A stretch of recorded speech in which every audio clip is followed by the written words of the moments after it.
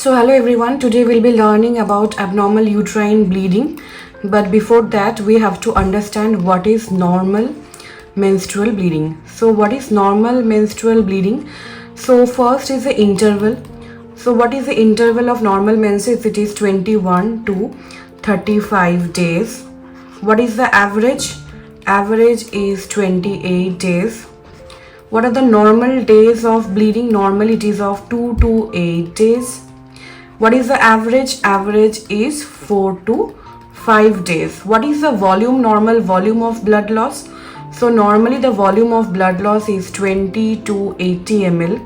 What is the average? It is 35 ml. So any deviation from this definition of this normal regular menstrual bleeding will be defined as abnormal uterine bleeding. So first we'll understand few terms. So what is menorrhagia? So menorrhagia, as we know, it is also called as frequent menses. It is also called as heavy menstrual bleeding. So this menorrhagia or heavy menstrual bleeding is defined as heavy or prolonged menstrual bleeding lasting for more than 7 days, or if the volume of blood loss is more than 80 ml, and it is cyclical in nature. Important is cyclical in nature. Next we'll understand what is intermenstrual bleeding or menorrhagia. So it is irregular, it is acyclical menstruation. Now it also includes what? It also includes contact bleeding. What is contact bleeding? Contact bleeding, that is occurring due to the local factors. So what can be the local factors? The local factors can be CA cervix, it can be cervical polyp or fibroid polyp, it can be due to infections of cervix, that is cervicitis, which can be due to TB or chlamydia, it can be due to cervical endometriosis or cervical ectopy. Next, what are the other causes of intermenstrual bleeding? So apart from the causes of contact bleeding, it also include bleeding due to breakthrough bleeding. Breakthrough bleeding where occurs? Breakthrough bleeding occurs as in the case of oral contraceptive pills, due to IUCD in utero, due to urethral carbuncle, due to decubitus ulcer. So these are all the causes of intermenstrual bleeding. Now we'll understand what is polymenorrhea. Polymenorrhea if the cycle interval is 21 days or less. So if a patient comes and says that, doctor, I am getting my menses at 15 days apart, I am getting menstrual bleeding twice in a month or thrice in a month, then your diagnosis will be polymenorrhea or frequent menses. Next, what is oligomenorrhea? Oligomenorrhea if your interval, the cycle interval is 35 days or more, then it is also a form of abnormal uterine bleeding. Next is what is hypomenorrhea. Hypomenorrhea is defined as diminished menstrual flow when the cycle length is less than 2 days. It is also called as what? It is also called as scanty menses. Next we'll learn about the PALM-COEIN classification of abnormal uterine bleeding. Now PALM, it includes what? It includes the anatomical or structural causes, while COEIN includes the non-structural or functional or the systemic causes. Okay, now what is this PALM? So B stands for polyp, A stands for adenomyosis, L stands for leiomyoma,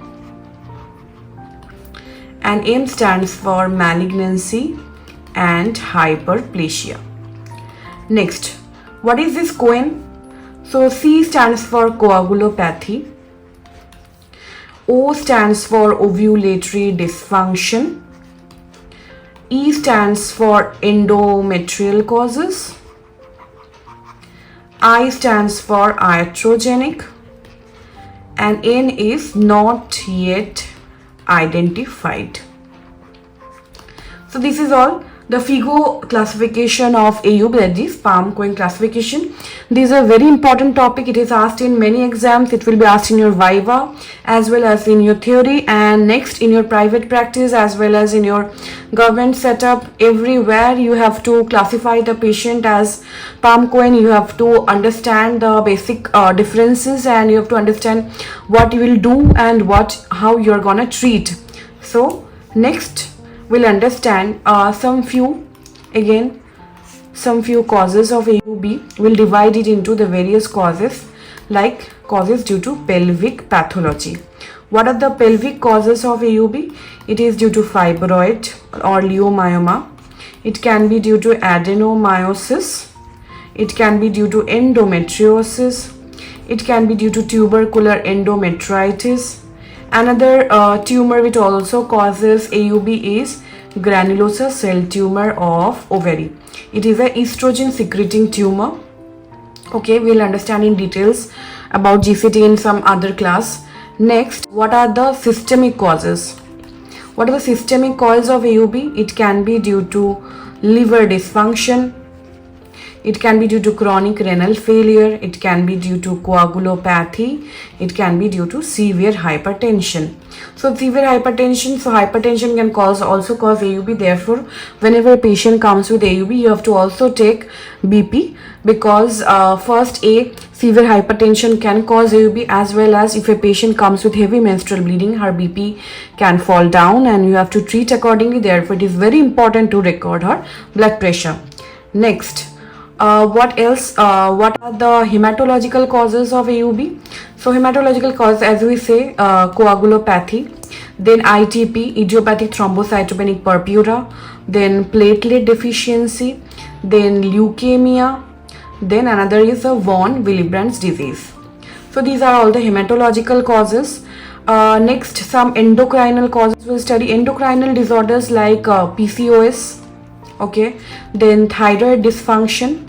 It can be due to hypothyroidism as well as hyperthyroidism. So it is very important, whenever a patient comes with AUB, you should you should tell her to test for TSH levels.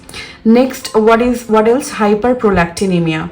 So what happens with hyperprolactinemia? These high prolactin levels also disturbs the hypothalamo-pituitary-ovarian axis, leading to AUB.